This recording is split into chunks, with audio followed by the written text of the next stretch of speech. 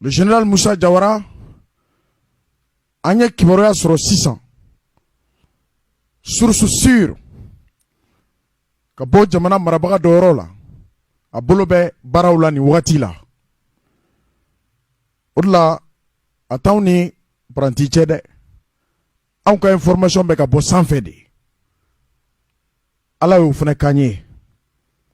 mbe ala fo ka jamana famaw fo ka danaya la u be danaya min dan ka kuma o kuma ni kumpan ko be iba soro on be fen chama soro mo chama nye ou comme Moussa Diawara, l'ancien patron de la sécurité d'État, ambe wakati mina sisa nafra tu nana Mali kono ni do ko ka nana denga konyola. Moussa Diawara minera sisa, il est aux arrêts. Donc l'ancien boss de la sécurité d'État vient d'être arrêté. Après Namborae, CDAO a communiqué bien. CDAO Kelentede Ayalame. Communiqué conjoint sur la situation au Mali, 24 mai 2021. Konye Djakulu Chaman de Kelen ka communiqué doke, ka bege communiqué Kelenye Mali Kibaroyala, Akera Kunu, comme à mesure là, nous sommes le 25, na Akera Kunu, no benan tenema, mekalo kle mugani kele, e kle mugani nani, sans baflani mugani kele. Le comité local de suivi de la transition, composé de la CDAO, comité munumbe ni ulu sigi kunye kaseka lajalike, transition mbeka maratuko mina, ni okulu doye CDAO de l'Union africaine, ani frafinaka franyoka kuluba, Union africaine, et de la MINUSMA, ani MINUSMA, avec des membres de la communauté internationale, ani Dje jamana yerama horonyalo unye nyogo suro kulu min kono no communauté internationale ye kon ni kulu nani ni kulu ba nani dje kono kon nunu de sigira jatemna u kofe u ye mi fo aya lame o kota banende ko y compris la France ko France fana bala les États-Unis ko États-Unis américain jamana fana sembala le Royaume-Uni au bala Allemagne Union européenne Koni Mbede Djera Kakuma exprime sa profonde préoccupation face à la situation du Mali, marquée par l'arrestation du président de la transition, du premier ministre et de certains de leurs collaborateurs. Ko Usigira Kalaje, comme Kera Mali kono no kera président, c'est-à-dire transition nyemoko meneli, ni Antunya fo émission kono, il a été conduit, mais Nirola, sebe umbeka bonae, avec un sebentia, ka fo ko amnera mo mi ga liberté tableau ouais mineli am se ka teme donc maintenant ko Francis sigira États-Unis sigira Allemagne sigira et communauté internationale sigira Union européenne sigira Union africaine sigira communauté internationale abe sigira ku miri ko komi kera Mali kono noye transition nyemo o mineli anaka premier ministre anu jenyogon do. Il condamne fermement la tentative de coup de force survenue à la suite de la publication du décret portant la nomination des membres du gouvernement par le président de la transition sur proposition du premier ministre. Comme ministre Tami Kerabi, Kokoimbe Djuyode, Kodeato, président forcera, anaka premier ministre, Ouyengania Mita, no Kerab ministre Soukantilier, ko koimbe bangenana ko wa ko komi kera ni jamana yera ma horonyale ko kute janai wa ba condamné. Il exige la libération immédiate et inconditionnelle de ces autorités et souligne que les éléments militaires qui les détiennent seront tenus personnellement responsables de leur sécurité. Comme nous menen ni lakana bagawdo ku ka do ko komanu soro kulu de nodo wa ukado funa fefe mana boni ni koina ukujona conséquences. Il réaffirme leur ferme soutien aux autorités de la transition. Ko wa kuluba iraka fo autorité de la transition kudu sukumbu fe wa ukado funa ube baramina onulu hakilina ekelenye. Et demande que la transition reprenne son cours pour se conduire dans les délais prévus. Ko délai min fɔra n'o ye kalo 18 k'u b'a bisikiya k'a fɔ transition bɛna ka baara kɛ k'i ɲɛsin wagati ma wagati min kɛra bɛɛ bɛnkan ye. La communauté internationale rejette par avance. Ko communauté internationale b'i ban a lamɛn dɛ ko communauté internationale b'a fɔ k'a tɛ k'a sɔrɔ hali fɛn ma kɛ fɔlɔ.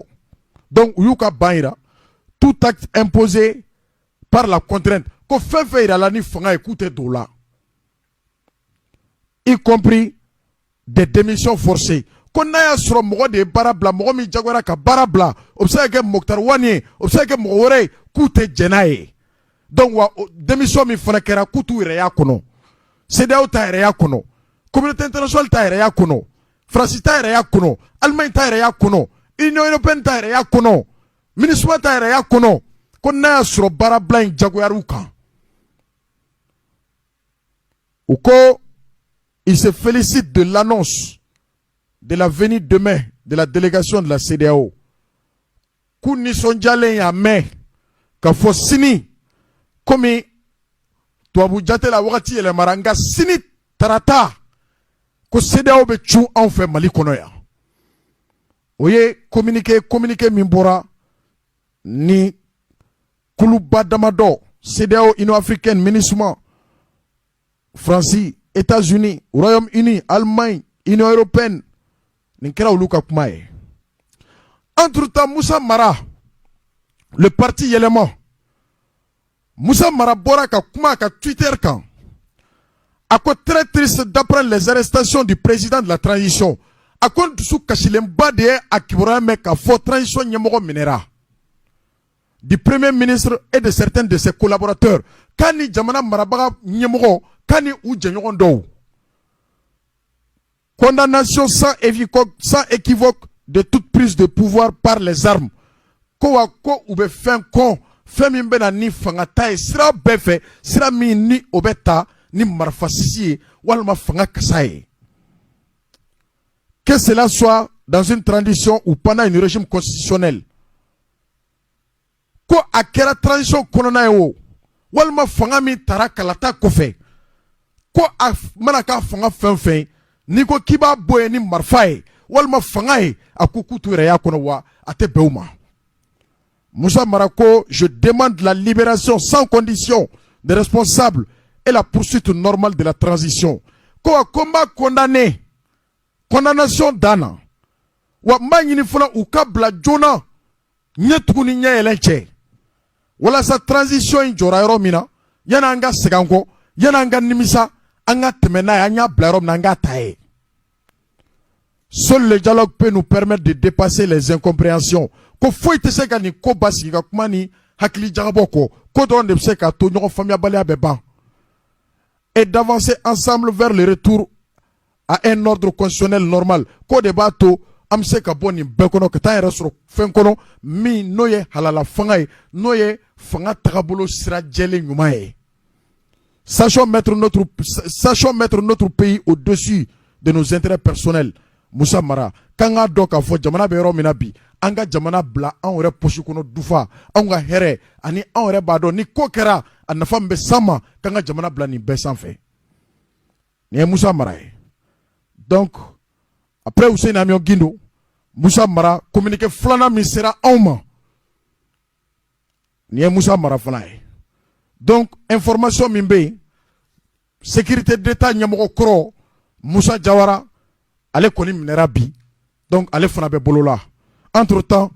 on souffre un peu avec Tiken an bɛ sɔrɔ ka don cɛkɔrɔba ka dossier kɔnɔ a y'aw tulo majɔ aw ka lamɛn. An balimaw an y'a da u tulo kan ka fɔ an ka cɛkɔrɔba dɔ b'an fɛ yan kabini émission daminɛ a sera yan kibaruya min na a bɛ mɔgɔ caman dabali ban. A denkɛ Drissa Sidibe a bɛ san 2 ɲɔgɔn bɔ bi Kucala kɔnɔ. Mobili dɔ bɛ yen n'a bɛ donibaw ta nka u b'a fɔ société min ma ko Fofi Industrie olu ka mobiliba de y'a den tan Kucala ka faga. An bɛ dugawu kɛ Ala ka hinɛ la. O don ni bi cɛ cɛkɔrɔba y'i sen don k'i bolo don a den ka hakɛw nɔfɛ fo ka se bi ma a taara cour la n bɛ se ka fɔ Kucala tribunal la u ye papier bɔ ka d'a ma min ye grossi ye k'a yira k'a fɔ usine bɛ condamné u ka wari sara wari min bɛ taa jɔ $20 na pour dommage et intérêt fo ka se bi ma a tɛgɛ ma se ka da o fana kan u tun bɛ sɔgɔmada in na fana cour d'appel la o de la an ko Buwa yɛrɛ ka s'a ma bi a kana ɲɛfɔ jamanadenw ka se ka bɔ nin ko in kalama a ko daminɛra depuis 2019 fo bi da bɛ an fa ye sunɔgɔta ye donc a yɛrɛ bɛ yan an bɛ kuma d'a ma a k'a ɲɛfɔ an ye denkɛ fagali ka se bi ma mun de bɔra nin ko la maliyɛnw aw bɛna ko mɛn a bɛ bonya mɔgɔw hakili ma mais maître Cɛsolo Konare fana ni Amadu Aya ka avocat tun don bamanankan girimanfɔlaba in min ko an balimamuso kɛlɛ b'a fɔ kunsigi binnen siri daga kɔnɔ o maître Cɛsolo de y'a ka avocat ye nka maître bɔra an fa jigikɔrɔ n bɛ segin a kan tuguni maître Cɛsolo Konare bɔra an fa jigikɔrɔ kabini nin dossier daminɛra sɔgɔmada in na avocat de ko a ma k'a ka taa kiri la ko yanni kiri ka daminɛ k'a bɛ na Buwa taara jɔ kiribon na juge y'a wele ka jɔ bar la a y'a yɛlɛma a m'a ka avocat ye c'est comme alikiyama jɔ don an bɛɛ bɛ ka ala deli de ala ka sonnadonbaga kɛ kira Muhamadu ye sallallahu alaihi wasallam an ka taa jɔ bar la an ka sonnadonbaga wɛrɛ y'an yɛrɛ la min t'o ye maître Cɛsolo ni an ka cɛkɔrɔba ta kɛra o de a ko a tɛ se ka bila ta f'a ka na rempart la ka na kuma jamanadenw fɛ a den bɔnɛna nin na san 2 papier min b'a ka du kɔnɔ bi a si ma papier tɛ hali chantier la nka bolo ma da den ka hakɛ kan Buwa kuma b'i bolo jamanadenw tulo b'i la. Alhamdulilahi rabbil alamin nin diyara n ye kojugu n b'aw barika da ala ka sababu ɲuman k'an bɛɛ lajɛlen ye nin kibaru min filɛ nin daminɛna 2019 la Kucala i tɔgɔ ye di ne tɔgɔ Mɔri Sidibe ne denkɛ min fatura a tɔgɔ ko Dirisa Sidibe a tun bɛ maa min kɔfɛ moto la o tɔgɔ ko Umaru Kuruma u ko k'u fila bɛɛ sara k'a sɔrɔ ne de ta sara Umaru Kuruma kun joginna de u ye tila ka moto kura kelen d'o ma ka 50 d'o ma k'o furakɛ ko k'a ka plainte retiré an bɔlen o kalama an wulila k'an dɔ ka baara kɛ kosɛbɛ an kala ko tiɲɛ Siriku Kuyate n b'a fɔ k'a waleɲuman dɔn Yiriba kɔrɔ o ye n dɛmɛ nin ko in na kosɛbɛ Kucala fo kana gɔrɔsi bɔ Kucala taa ka segin la ne ye siɲɛ 13 de kɛ Bamakɔ Kucala fo kana gɔrɔsi bɔ ka di ne ma k'a fɔ tuma ka dommage sara ne ye o gɔrɔsi dilen ma an y'a di Isse Diallo ma a dira Isse Diallo ma Diallo y'u ka fɛnw saisi u tila ka taa appel la mais y'u ka fɛn saisi a fɔra de k'u ka wari sara fɔlɔ y'u ka appel kɛ u ka wari sara ne ye fɔlɔ mais u ye appel kɛ u ma wari sara ne ye u ma foyi fɔ ne ye u tila tuguni sisan ka ne bila taa ka segin la ne filɛ k'a minɛ kabini fɛn dira ne ma don min na gɔrɔsi dira ne ma don min fo an filɛ don min ko bi ne b'o taa ka segin la kiri tun ye le 15 mois passé u y'a bɔ a la k'a bila le 26 de ce mois la o 26 de ce mois n nana fana u tila k'a bɔ a ma k'a bila fo kalo kɔrɔ fo kalo tile 28 na ne bɛ taa ka segin la ten dɔrɔn juin o de ye n kɔnɔ gan n ko tuma nin n kɔni n b'a fɛ maliden bɛɛ ka bɔ nin kalama mali hɔrɔn bɛɛ ka bɔ nin kalama nin affaire kelen walahi ne t'a bila ne ye chauffeur cɛkɔrɔba ye koyi ne ye permis ta 1973 ka 1973 la ka se bi ma walahi ne ma deli ka accident kɛ mobili la fɔlɔ n bɛ code de la route dɔn dɛ mobili ka maa fa ko dommage t'o tigi ye n y'a sɔrɔ u ka assurance n'o de ta ye mali ye ou bien mali yɛrɛ de sariya bɛ n b'a fɛ k'o dɔn parce que u ka assurance ye papier dɔ ci ne ma k'u t'a fɛ ka wari sara ne ye kɔfɛ u tila ka na papier dɔ ci ne ma k'u b'a fɛ ka u ka ŋɛnɛjira de kɛ ne ye ko sinon u tɛ wari sara ne ye ko tɛ ne delila k'a mɛn k'a fɔ assurance maa bila la ɲɔgɔn na min delila ka se assurance la wa ne kɔni t'a dɔn assurance ye kɛlɛkɛyɔrɔ ye o munna polisi ni gendarmerie bɛ mɔgɔ minɛ k'i ma assurance ta an balimaw ne tɛ kuma jɛn n bɛ kuma surunya a yɔrɔ la a ka hakilila jagabɔ nin na ne b'a ɲini radio Rampart fɛ k'a ɲini Sexe fɛ k'a ɲini Siriku Kuyate fɛ radial walahi ala ka bɔ i k'u ka bɔ an bolo maliyɛn bɛɛ tulo b'e de la i ka hɔrɔnya n'i ka danbe n'i ka silamɛya bɛɛ b'i lamɛn n b'a ɲini mali silamɛ den bɛɛ fɛ yɛrɛ wolo bɛɛ fɛ bɛɛ ka dɔnna ye jigikɔrɔ nin ko la merci. mais ne ko Buwa i ye kuma min fɔ sisan n'o y'i den ka fagaliko ye matila fofi mɔgɔw kiiri tigɛra papier jumɛnw b'e bolo tribunal ye sɛbɛn jumɛnw d'i ma. tribunal ye papier min di ne ma o ye gɔrɔsi de o gɔrɔsi dira ne ma le 24 novembre 2020 k'a minɛ le 24 décembre 2020 na a dira ma don min o don kelen bɛɛ lajɛlen un samedi an taara di Isse ma isen to ko Diallo ko Bokar Diallo an taara ka taa d'o ma olu ka fɛn bɛɛ seli ka baara bɛɛ ye ko tant que wari sara donc o compte tɛ débloqué o ka papier bɛɛ filɛ an bolo nin ye yan an tɛ ko kalama an bɔra fɛn min kalama dɔrɔn u k'u ka baara kɛ ka tila k'an wele ko kuma k'u y'an wele cour d'appel la mɔgɔ ma sara ye dɔrɔn ma sara ye ne b'o taa ka segin la i b'a ko sariya tɛ Mali la a bɛ n kɔnɔ gɔn anw ye Mali dɔ don min o tɛ bi ye dɛ walahi n bɛ n kale Ala la anw ye Mali dɔ don min anw ye Modibo Keyita tilela-denw de ye anw tun bɛ dɛmɛ ni hɔrɔnya dɔ don min o tɛ bi ye dɛ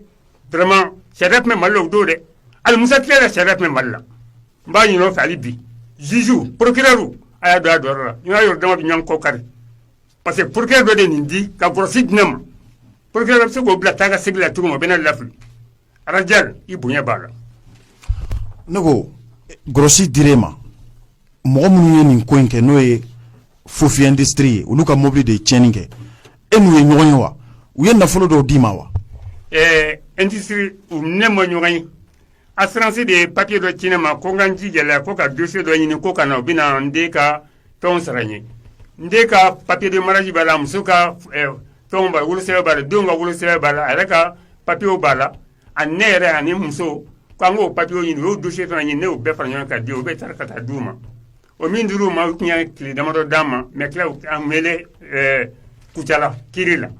ɔ k'i kɔni nana laban min na an bɛna bɛn ko la avocat de ko ten avocat ko an bɛna bɛn ko la an bɛna bɛn ko la laban tila ka taa kɛ kiiri ye Kucala taa ka se ko 13 Bamako Kucala silamɛw a ye n lajɛ koyi n kelen taa ka segin la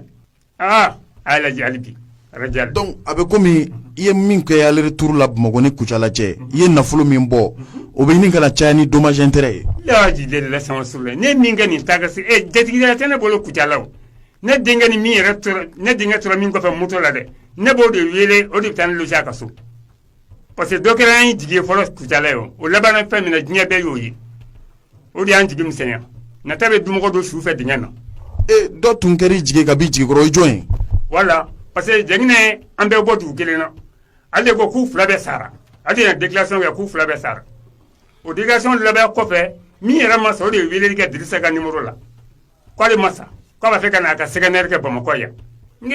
b'a fɔ k'aw filɛ k'a ma n ko na wari si mɛ ka na joona a na yɔrɔ min y'a ta ka taa Cɛsolo ka bureau la n ko Cɛsolo ne den min tora accident na a fɔra k'u fila bɛɛ sara min ma sa a filɛ nin ye. A bɛ komi e den ni mɔgɔ min tun ye accident kɛ u tun ko k'o sara jɔn de ko k'o sara. Bon min kɔni nana déclaration kan bɛɛ o tun ye Jɛginɛ ye an ye téléphone ci min yɛrɛ ma Kucala o de y'a fɔ anw ye Bamakɔ yan k'u fila bɛɛ sara. Jɛginɛ ye jɔn ye agent de don wa walima ale de ye constat kɛ yan. Jɛginɛ tɛ agent ye Jɛginɛ ye école karamɔgɔ de ye komi an jigila maa tɛ Kucala an y'ale ka numéro n kɛlen de ale ka numéro ci a ma k'a fɔ a ye ko ne den ye accident kɛ k'a bɛ dɔgɔtɔrɔso la ale taara o de la dɔrɔn jigiya kɔrɔ min na o kɛra nin ye a na fɛn min lakalan ye o kɛra nin ye tile 37 kɔfɛ an na bɔ a kalama ka f'u fila bɛɛ ma sa ne taara i sara min ma sa o de ye weleli kɛ k'a bɛna a ka séminaire kɛ Bamakɔ yan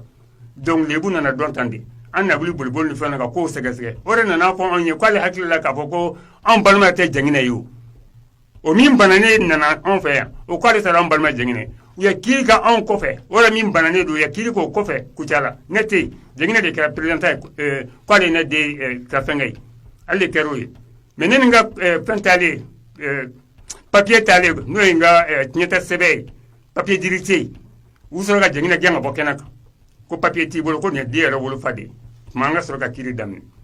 Arajal a ma nɔgɔya dɛ ne sɛgɛnna Kucala dɛ taa ka segin la dɛ walayi don dɔ tun si mobili place la Kucala ye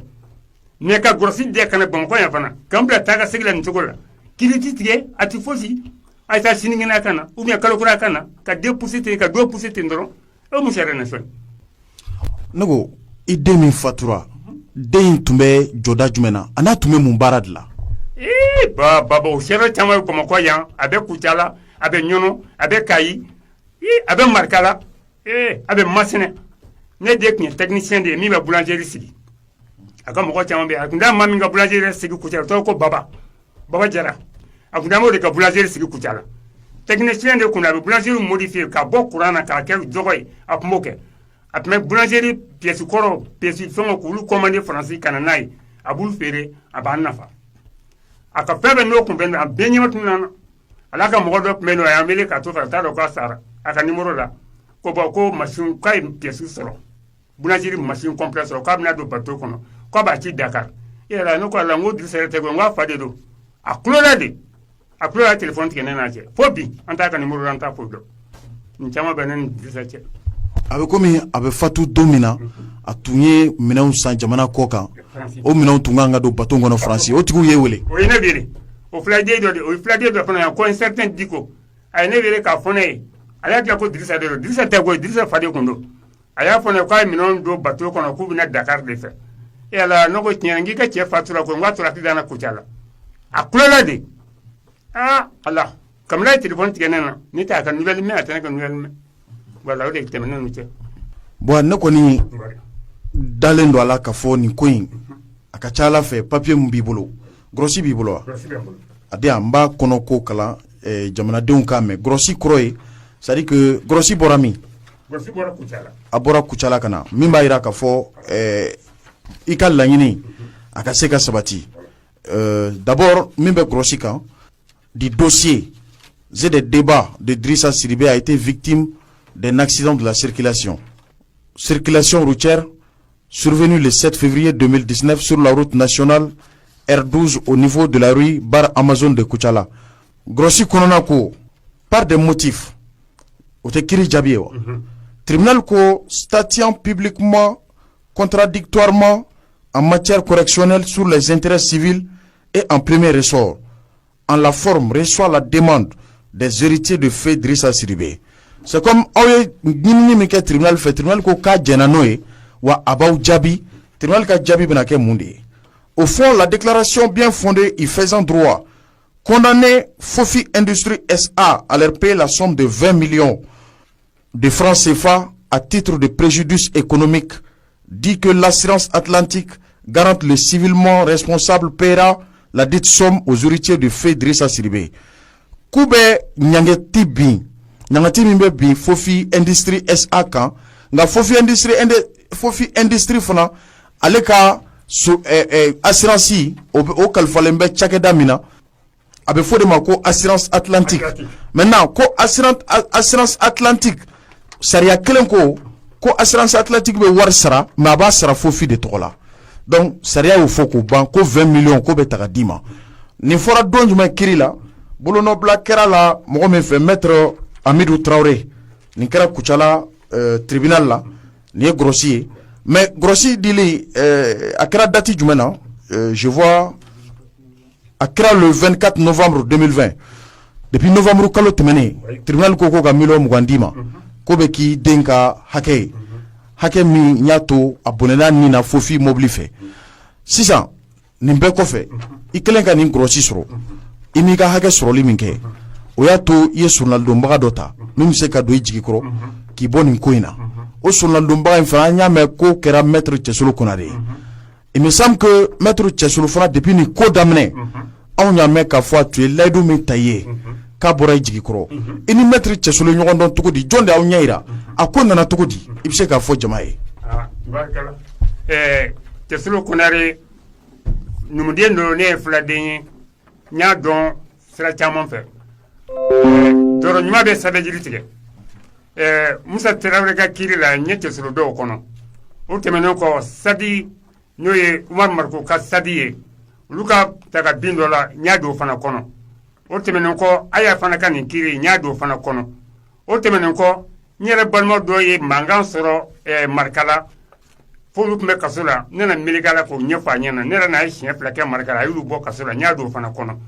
a sisan an bila yɔrɔ min komi bi an ka mɔgɔw dɔ bɛ kaso la Masina n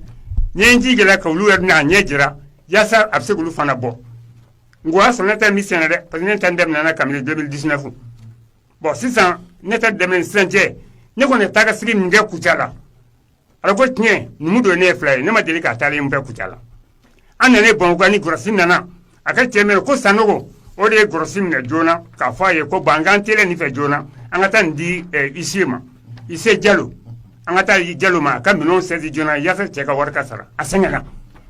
an ye ɲɔgɔn dɔn nin cogo de la fo ka se bi sɔgɔmɛn ma Cɛsolo ma taa kiiri la fo bi sɔgɔmɛn na bi sɔgɔmɛden na le 26 de ce mois. C'est comme si ça amène à kuma su in na nka sɔgɔmada in na aw tun bɛ kiiri min na. Kiiri minɛ sɔgɔmɛn na walahi ala. A kiiri kɛra min sɔgɔmada in na. A kɛra cour d'appel la kiiri kɛra cour d'appel la sɔgɔmɛn na u y'a bila tugun kalo fila nin kɔfɛ vraiment o de ye n dabaliya ban ka n bila taakasigi la dɔrɔn ne si bɛ hakɛ min na n bɛ san 70 ni kɔ de la san 74 n b'o de la n bɛ taakasigi la ala bila don min ko n bi n filɛ nin n bolo karilen don n terikɛ de bɛ n ta moto la pour que n ka course kɛ n ye dekun da ye n ta ye bon a bonya bɛ nin na silamɛw a seko bɛ kɛ fɛn min ye dugawu ni magɛn na a k'o kɛ n ye ala n'ala kira kosɔn. sisan komi ko bɛ nin cogo in na u ye appel kɛ wa kiri bannen k'a fɔ k'u ma jɛn n'a ye o appel min b'a to kiri bɛ taa sanfɛ kiri la o kɛra wa u ko k'u ma jɛn n'a ye e ladɔnniya l'o la wa. oui bon u kɔni u ye papiyew ci cɛsolo ma ni papiyew dira cɛsolo ma a bɛ papiyew jira ne na koɲɛ b'ale de bolo mais kɔsa in de la u ye papiye min ci cɛsolo ma o papiye ko olu b'a ɲini ne fɛ ko an ka kiri bɔ a ma olu bɛ 4 sara ne ye ko parce que ne ma deli k'a mɛn tulo la k'a fɔ assurance ni mɔgɔ kɛlɛ la min sara assurance la ne ko mais cɛsolo nin ko a ko non ko kana n bila kuma na k'a to yen mani ko an bɛ ɲɔgɔn sɔrɔ tribunal la yen ne t'a dɔn assurance yɛrɛ ni mɔgɔ bɛ kɛlɛ o parce que kɛlɛyɔrɔ tɛ o n ko sariya ko de don n'a kun sɔnna ka nin kɛnɛ ye fɔlɔ k'a sɔrɔ a ma taa sariya la o bɛ faamu mais a ko a tɛ sara ne ye sariya bɛ na ne ni min bɛ taa ɲɔgɔn fɛ o ye ne sariya ye a ko a tɛ sara n ye siɲɛ 2 de k'aw ka bureau kɔnɔ a ka dɔn n degunnen don a den minnu bɛ ne bolo a bɛɛ lajɛlen bɛ privé da école privé de la n b'a bɛɛ sara bon vraiment diɲɛ ye jigi o de u ye nin de ci ne ma o kiiri tun ye bi sɔgɔma in na ye cɛsoloma ye u tila k'a bila kalo 2 la nin kɔfɛ tun. e kiri ka kɛ e ka solonadonbaga ma ye. wala a ma i kɛnɛ kan a tɛ yen a ma na a ma k'a ɲɛna ne ka sɛbɛn bɔra Kucala ka na Umaru Kuruma n den fatura min yɛrɛ kɔfɛ moto la o nana o sira ne fɛ yan ne y'o don kari kɔnɔ sisan 13h la o taara Kucala. mais kiri tɔ minnu tigɛra Kucala n'i yɛrɛ ko i sɛgɛnna taa ni ka segin na maître Cɛsolo a taara o kɛnɛw kan. a ma ye o kɛnɛ kan ala ko tiɲɛ a ma ye o si kan a kɔni papiye labɛn k'a di ne ma dɔrɔn ne de bɛ taa kɛnɛ kan a yɛrɛ ma taa. o tuma e na bɛnkan tun t'aw cɛ aw ma bɛn kasabi dɔ kan. bon kasabi min kɔni bɛ yen komi n'a fɔ a yɛrɛ ye min fɔ n ɲɛna k'a fɔ ni fɛn baara ɲɛnabɔra 15% de bɛ sara ale ye numu don ɲɛ fila ye bon vraiment an jɛra o sinankunya ni fɛn minnu b'an ɲɛ o danaya de b'an cɛ o kɔni bonya de b'an cɛ vraiment. bon sisan bon an bɛna sira d'i ma ne hakili la k'a fɔ jamanadenw y'i ka nakun faamu ni hami b'i la bi o ye i denkɛ min tun y'i ɲɛ jɔyɔrɔ ye a tun bɛ boulangerie installé a taara k'a bɛ to baara dɔ de kɛ Kucala usine min n'o ye Fofi Industrie olu ka mobiliba de y'a tan o y'a tan ka faga bon kabini 2019 i den kelen min tun y'i jigi ye i bɛ k'o de ka hakɛ ɲini bi i taara kiri la tribunal ye kiri kɛ ka kiri daja i la ko ka 20 millions d'i ma i bolo ma da i ka 20 millions kan maintenant ko kiri wɛrɛ bɛ yen nɔ juin kalo nata mais 28 le 28 juin o kiri bɛna boli mun kan o ye mun f'i ye. u kɔni y'a bɔ a dɔgɔ kɔrɔ kuma laban min yɛrɛ fɔlɔ parce que ale kalo salen in na le 15 passé o ko ne ma ko Sugarkɛ ma ye k'u m'o averti fɔlɔ o tun y'o de fɔ hali ni bila ne ka sɛbɛn min bɛ ko yan n'o Umaru Kuruma ye n'o de tun bɛ moto kɔfɛ iso y'o wele k'o kana na k'olu tun kan ka papier d'o ma ka kɔn 2 semaines ɲɛ ko komi olu ma sɔrɔ ka papier d'o ma k'o kana na o y'o fɔ ne kɔni na n ko na n k'o ka fisa i tolen kɔfɛ ɔ sɔgɔma na seere min kɛ ko bɔn ko olu ka Sugarkɛ ma ye ko tɛmɛnen ko Fofi mɔgɔw fana ma ye ko tuma ko ka kiri bɔ a dɔgɔ kɔrɔ ko k'a bila kalo kura ko kalo tile 28 na u ye nin de fɔ ne ka kiri wuli an ma tan ta baara la o an y'an dɔrɔn i b'a fɔ bɛnkanw don quoi i sɛgɛnna wala n sɛgɛnna ala b'a dɔn a kira b'a dɔn n sɛgɛnna walayi. bon kuma laban b'i fɛ yan ne kɔni b'a dɔn sɛgɛn ko ye hɛrɛ ye n'o b'i fɛ an bɛ sira d'i ma ka d'a kan an bɛna an da don ko wɛrɛ la mais yan'o cɛ kuma laban b'i fɛ yan Lala n'o kibaruyaw bɔra cogo min na i b'a dɔn k'a fɔ Mali bɛɛ kan ka fɔ ɲɔgɔn ma ko n tɔgɔ ma kuma laban b'i fɛ yan. walayi kuma laban bɛ n fɛ. kuma laban b'i fɛ yan. walayi kuma laban bɛ n fɛ parce que n b'a dɔn hɔrɔn ma ban Mali la walayi Modibo Keyita siw ma ban Mali la hali bi n'i ye miiri Siri Kuyate ka kuma na a ka dɛmɛ na a n'a ka dɛmɛ na a bɛ n jigi fa o hɔrɔn caman bɛ Mali la yan hali procureur bɛ Mali la walayi ala ye maa tɔgɔ fɔ ma ne téléphone na radio la n yɛrɛ walayi ne y'a d'olu ma bi walayi n tɛ taa ka segin kɛ o hɔrɔn bɛ Mali la nka ka cɛkɔrɔba bila taa ka segin la a ka jɔya nɔfɛ a wari t'i bolo kun a tɛ bɔ ne kunna forobafɛn ni karisa kumaniya ma hali n'a fɔ k'aw décidé aw min ye avocat aw min ye procureur de ye aw kan ka dɔn ka fɔ tiɲɛni yɛrɛ la karisa ka kan n'a ka droit kɔnɔ a kan ka d'a ma o ye Mali diya dɔ ye nka k'a ka kumaniya ka droit ma k'a ɲɛ tugu o kan diɲɛ bɛ nin fɔ dɛ n bɛ min fɔ kɔni fɔ o ye nin wa ba ɲina fɛ diɲɛ bɛɛ ka nin fana mɛn hɔrɔndenw ka wuli ka n dɛmɛ bon komi kelen mana i bilasiralen bɛ ni an kɔrɔkɛ ye bi Sulemani Traoré dakuruɲɛ laban b'i fɛ walima dakuruɲɛ kelen b'i fɛ ka nin ko in ka ramase cɛkɔrɔba in e kɔni depuis don min na n y'a ye e de bɛ cɛkɔrɔba nɔfɛ n'a bɛ taa yɔrɔ o yɔrɔ e de b'a bilasira an b'a fɔ i fana i ni doniba ta kuma laban b'i fɛ yan alhamdulillah rasjal n b'i fo n b'i waleɲumandɔn n b'i barikada cɛkɔrɔba fila ka kuma fɛn fɛn fɔ nin ye ma y'a kɛnɛw kan mɛ n b'a bɛɛ lajɛlen kalama parce que a fɛn fɛn bɛ yen n'a datuw fixera a bɛ n wele a b'a fɔ n ɲɛna ne de ale de b'a kursiw bɛɛ lajɛlen kɛ mɛ n ma deli ka taa Kucala hali an ma deli ka taa tribunal kɛnɛ kan mɛ fɛn fɛn bɛ bɔ ko ninnu na ne b'a kalama rasjal an ka jamana mɔgɔ kan ka hamina ye mɔgɔ kan ka jɔrɔ n'a ye an ka jamana bɛ fɛn kɔnɔ bi min bɛ mɔgɔ sara min bɛ mɔgɔ hami fantan hakɛ de tɛ fantan ye an ka jamana in kɔnɔ arajal ne bɛ mɔgɔ baden de don minnu ka gɔrɔsi b'u bolo mɛ gɔrɔsi tɛ exécuter arajal ni ne dabali ban jamana ko la gɔrɔsi ye fu de ye Mali kɔnɔ ne ma se k'o de faamu arajal ni nin ko min bɛ ɲɛɲini cogo cogo nin ko bɛ ɲɛɲini est ce que mɔgɔ gansan dɔ de b'i sen da tribunal ka gɔrɔsi kan tribunal yɛrɛ tɛ se k'a ka gɔrɔsi défend arajal ne kabako jamana kɔnɔ dɛ wallahi fɛn bɛ ka ne yɛrɛ dabali ba o de ne ni mɔgɔ caman ba de bɛ ɲɔgɔn bɛɛ wallahi ka gɔrɔsiw b'u bolo mais a tɛ exécuter a bɛ komi papier fu de b'u bolo quoi o fana tribunal ye fu de jamana kɔnɔ tribunal kɔni bɛ yɛrɛ sago kɛ ni wari ɲini de la fɛn min kɔni ne m'a dɔn mais dabaliban ko de don quoi adamaden ne hakɛ man kan ala yɛrɛ adamadenw ka hakɛ d'a ma an yɛrɛ dama bɛ ɲɔgɔn ka hakɛ la ka sababu kɛ tribunal yɛrɛ jɔyɔrɔ foyi tɛ o la jamana kɔnɔna na ko o jamana ka kɛ jamana ɲɛnama ye ko jamana ka kɛ jamana barikama ye or que mɔgɔw bɛ ka tɔɲɔ u ka hakɛ n'u ka droit nɔfɛ arajal ne kabako ye dɛ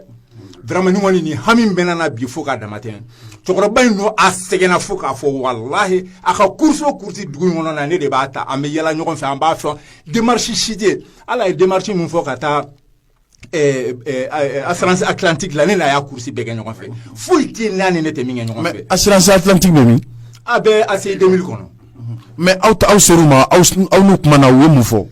i b'a dɔn cɛkɔrɔba yɛrɛ jigi bannen yɛrɛ de kun taara Atlantique la pour que o ka se k'ale arranger ka fɛn dɔ d'a ma tellement que a sɛgɛnna pour que a ka se ka ni lafiya ni fɛn dɔ ye mais u ko droit t'a ye parce que ko u ye fɛn Kucala u ye rapport min kɛ accident yɛrɛ kan u tun y'a kɛ i b'a fɔ ko den de jo tɛ accident in na k'a kɛ komi k'u tun bɛ ka tuuru cɛ goudron sanfɛ ko mobili de y'u faga or que mobili taar'u jɔlen faga duguma de bon o tun ye ko ɲagami k'a k'o de ye ala yɛrɛ de ye gundow bange ka kow ɲɛdɔn jusqu'à ce que fo cɛkɔrɔba yɛrɛ nana bɔ ko kalama k'a dɔn k'a fɔ ko ale ni fɛn dɔ ka kan a ka kan ka wuli k'a ka dɔrɔn ɲini a don ne ko cɛkɔrɔba ma n ko vieux Sidibe n ko ne bɛna fɛn kelen f'i ɲɛna n'i kana nɔgɔya foyi ɲini assurance atlantique fɛ n'i ka hakɛ y'i ka hakɛ de ye to i ka hakɛ kan i k'i ka hakɛ ɲini ni ala y'i ni mɔgɔ ɲumanw bɛ i b'i ka hakɛ sɔrɔ mais k'i ka hakɛ to yen ko parce que ko i sɛgɛnna denmisɛnnin dun fɛn dun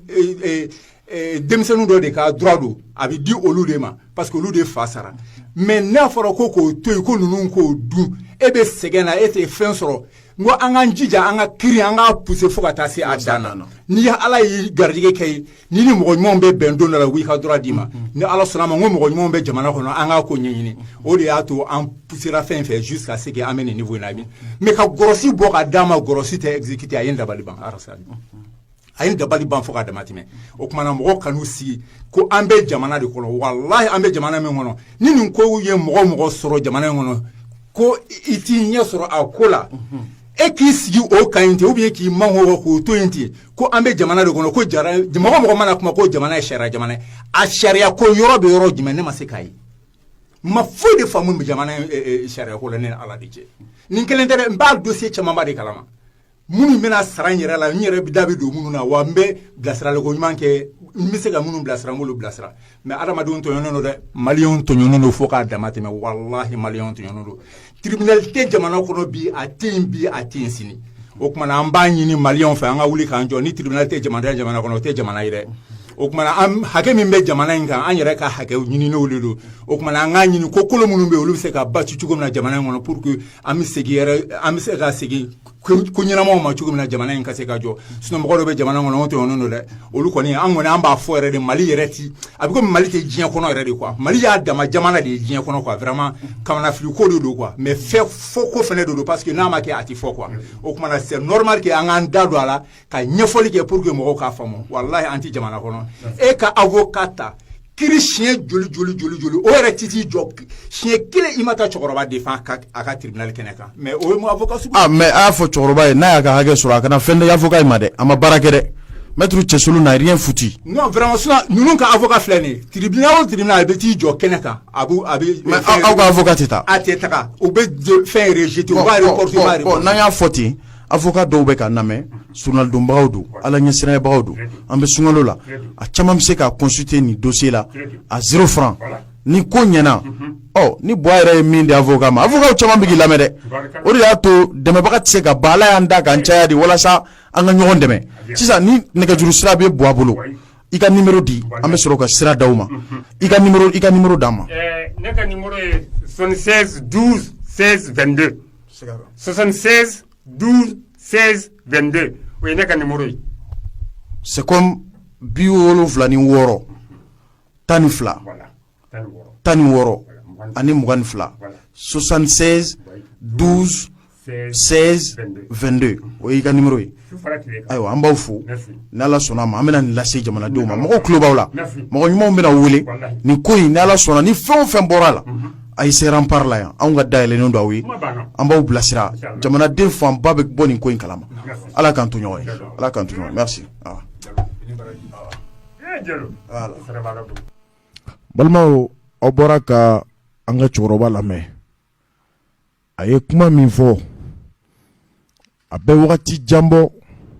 san 1 ko tɛ san 2 ko tɛ a ko a ye tani ka segin min kɛ yanni Kucala tribunal la a ko a b'a yɛrɛ ɲininka ni don min na ni sariya ko k'u b'a ka hakɛ d'a ma ale ye min don transport la a n'a bɛ ka min don a la est-ce que fɛn bɛna d'a ma min ka ca ka tɛmɛ a ka transport donni kan wa a ko a sɛgɛnna den ka hakɛ nɔfɛ denkɛ fɔlɔ min tun y'a ka ko bɛɛ ye kiri kɛra kiri jaabi bɔra ni mun ye u ye service walima entreprise fofi condamné u ka wari sara cɛkɔrɔba ye en espèce de 20 millions de francs CFA o wari sɔrɔli de kɛlen don ko bɛɛ ye bi o kama a wulila ka se radio la radio fana ye voix de recours dɔ ye su in na mɔgɔ yirika min y'a lamɛn a y'a ka numéro di jamanadenw y'a mɛn ne hakili la k'a fɔ nin cɛkɔrɔba ni dɛmɛ ka kan sɛgɛsɛgɛli bɛɛ bɔra n'a ye après le procès u tun ye fɛn fɔlɔ min fɔ ko cɛkɔrɔba den ni min taɲana ɲɔgɔn fɛ a yera k'a fɔ ja o tɛ tiɲɛ o ye ɲɔgɔn nkalon ma da o yɛrɛ bɔra foyi ka na cɛkɔrɔba bara ka na information bɛɛ d'a ma a ka sɔrɔ ka wuli k'a jɔ Mohamed Dramane Traoré du ministère de la justice Sidiki Kuyate ka se ne yɛrɛ ma an bɛɛ bɛ wuli ka jɔ la pour que ni cɛkɔrɔba ka se k'a ka hakɛ sɔrɔ cɛkɔrɔba bɛ condition min na a n'a ɲɔgɔnna caman o de la ni ɲɛji cayara jamana kɔnɔ a bɛ na ni basigibaliya ye a bɛ na ni kanubaliya ye ɲɛji cayara jamana kɔnɔ an bɛ fɛn ka kɛ ten ala ka hinɛ denkɛ la Dirisa Sidibe a ye ko min k'a fa ye san 70 ni san 4 hali tagama ka gɛlɛ a ma nka o bɛɛ n'a ta a ko a tɛ taa k'a den tɔnɔ to entreprise fofi fana rempart dayɛlɛnnen don aw ye n'a ka di dɔgɔkun nata an ka dayɛlɛnnen don bɛɛ ye n bɛ n ka numéro di sisan émission ban kuma sera an tɛ yan ka mɔgɔ ni dungɔ fɔ o kama an ye message caman sɔrɔ ka bɔ jamana fonctionnaire caman yɔrɔ la ko an ye min fɔ INTM ka ko la ko ayi ko INTM tɛ ka bin faso denw kan an ko wagati de sera INTM ka sabali sinon CSTM bɛ yen syndicat wɛrɛw bɛ yen mais n'i y'a ye a bɛ fɔ i ka sabali peut-être i b'a sɔrɔ kuma dɔ la jo dɔ b'i bolo o de la philosophe b'a fɔ n'a bɛ mɔgɔ min hakili la k'a fɔ vérité absolue b'i bolo ayi i b'a sɔrɔ ni ɲagari yɛrɛ la kuma dɔ la a b'i kunna k'i ta y'a bɛɛ ye balimaw an y'a kanu su in na ka bi lundi d'honneur jɔ yan information laban min b'an bolo ka bɔ Kati M5 RFP o ni militaire sɔrɔsiw kumana sisan a baro wulila a tɛ tɛmɛ miniti 10 kan M5 mɔgɔw bɛ sira la u bɛ entre Kati et Bamako u bɛ ka don u ka denbaya la sini CEDEAO kan ka na Musa Jawara minɛra Mokhtar Wane démissionnera gouvernement tɛ yen bilen INTM ta bɛ k'ala mun ye juru min b'u bolo anw de kan bɛ juru la o de la an k'u ka sabali cɛ o cɛ ko i ka sabali o t'i jugu ye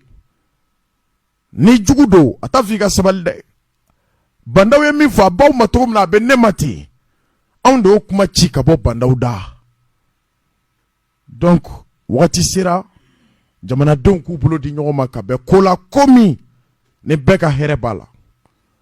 an tun ye cɛkɔrɔba ka ko fɔ yan su in na aw y'a mɛn n b'a dɔn mɔgɔ caman bɛ na dɛmɛ lase an ka cɛkɔrɔba ma n balimaw nin y'an dɔgɔkun 2 ye bi an bɛ ka affaire dɔ kɔri nka wagati b'an minɛ ka d'a kan il est 1h du matin an b'a kanu ka jɔ yan équipe min bɛ baara la su in na rempart kɔnɔ ni anw ma tila joona mɔgɔ caman fɛla ye kuma dɔ la an ka taa fɔ 3h 2h du matin mais anw ka technicien minnu bɛ baara la bi n'an ma bila joona o technicien kelenw de bɛ t'u ka denbaya la sini ka tila ka na radio dayɛlɛ 6h du matin gasi bɛ ko bɛɛ la i b'a sɔrɔ aw tun b'a fɛ ka an balimakɛ n'o ye Bakari Keyita ni Burema Keyita ka affaire lamɛn dugukolo ko don hali n'a y'a sɔrɔ Bakari Keyita tɛ yeli kɛ nka ko a tɛ jɛ dugukolo kɔ dugukolo in bɛ kanajigila de ye an ye Bernard fana wele k'a ɲininka Sidiki Kuyate fana min fɔlɔ ye kiri kɛ Kati ni Sidiki binna kiri la grossi dira Burema ma expulsion démolition après ni Bakari Keyita tilala ka taa tribunal administratif la ka taa kiri wɛrɛ lawuli ko kiri gagné Burema Keyita ka tila ko kiri fana ko décision attaqué tribunal administratif kelen na o yɔrɔ de la Rasjal da donna dossier la an tun bɛ fɛ ka yuguba bi dossier in ka jan seerew bɛ kuma Sakɔ bɛ kuma kanajigila alimamiba ale kɛra parti dɔ ka seere ye dugukolo sanna mɔgɔ min bolo Sɛbɛninkɔrɔ sugu la Layi Bacili an mago b'a fana la a k'a yɛrɛ yira an na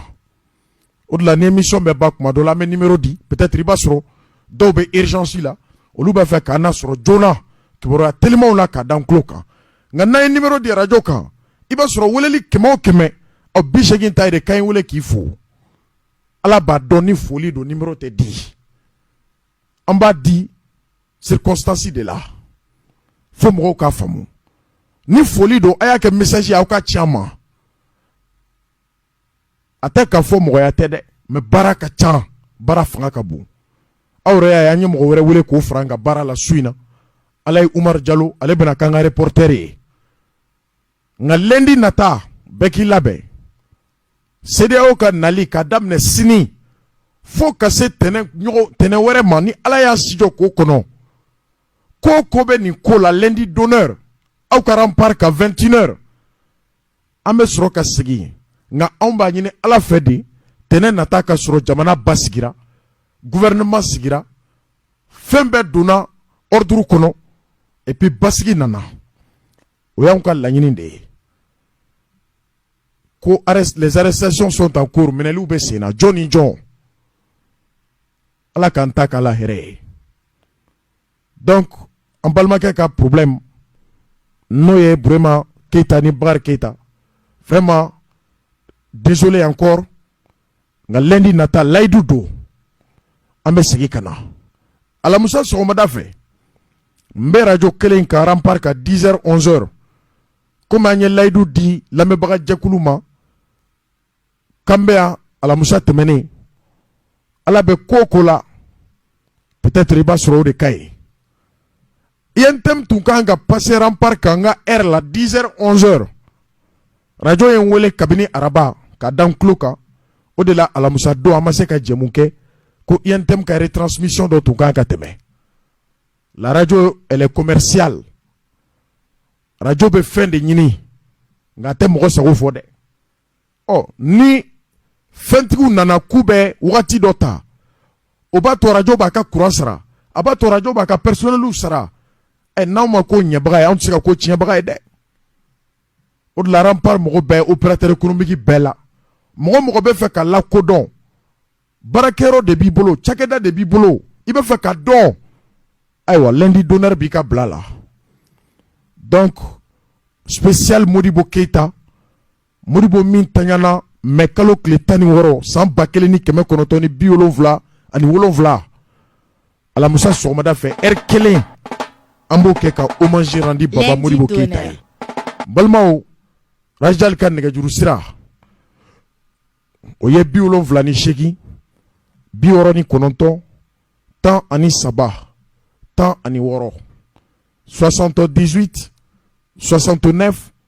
13 16 78 69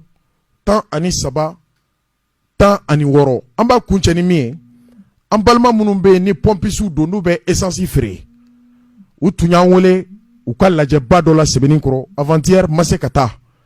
nka an b'a ɲini u fɛ n'u tulo banna u bɛnna ko min ka assemblée générale la ka d'a kan u fana ka hakɛw bɔsilen d'u la n'o ye pompisiw ye minnu bɛ essence feere station kɔnɔ lundi don an b'a coordonné an b'u fana ta plateau kan u kana ɲɛfɔ degun b'u ka jamana kɔnɔ u ka se k'a da fasodenw tulo kan balimaw ni y'anw ta kan ye ala k'an bɛn alamusa nata sɔgɔmada fɛ a 10h nka lundi don 21h an bɛ walanba dayɛlɛ ala ka wagati wɛrɛ yira an na. Lundi d'honneur.